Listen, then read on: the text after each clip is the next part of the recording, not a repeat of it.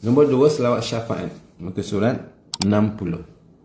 Selawat ni pendek ya, tapi kalau boleh jangan tinggalkan. Kerana kelebihannya, orang yang istiqamah dengan selawat ni dikatakan dalam kitab, dia jadi insan yang sangat istimewa, special pada hari kiamat, kerana ditunggu-tunggu oleh Nabi Muhammad di sana.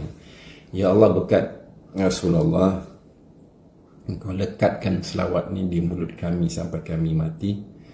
Jadikanlah kami semua hamba-Mu yang disambut, ditunggu-tunggu oleh kekasih-Mu Nabi Muhammad pada hari kiamat nanti. Amin. Selawat syafaat. Kita ni kalau balik akhirat tak jumpa Nabi, masalah tau. Sebab dosa kita kan banyak, menanggung dosa banyak. Nabi pula kita tak jumpa. Nyaya kita. Usahakan kita dapat disambut oleh baginda. Selawat syafaat antara solusinya. Selawat syafaat.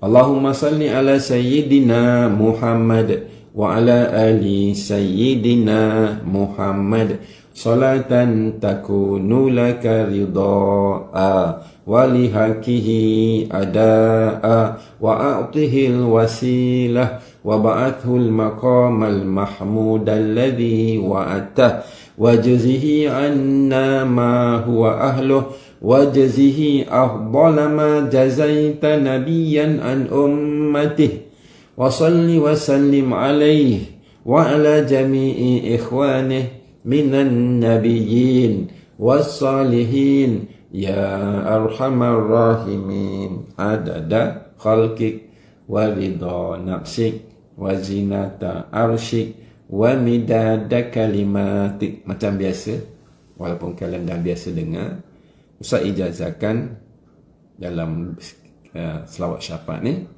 amalan supaya bank duit kita sentiasa berisi duit, akaun bank kita sentiasa terisi dengan duit. Ustaz selalu kongsikan benda ni dan alhamdulillah ramai rakan-rakan kita dia beri feedback yang sangat positif. Kesan dia tu tentang rezeki, tentang duit, Masya Allah. Ustaz baca sama-sama dengan Ustaz 2 baris ni, lepas tu Ustaz ijazahkan.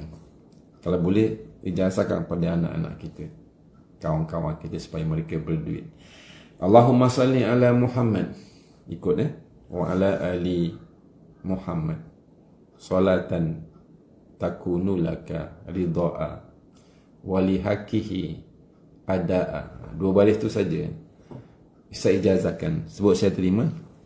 Amalkan sehari, baca hanya 35 kali. Tak kisah masanya bila, tak penting istiqamah.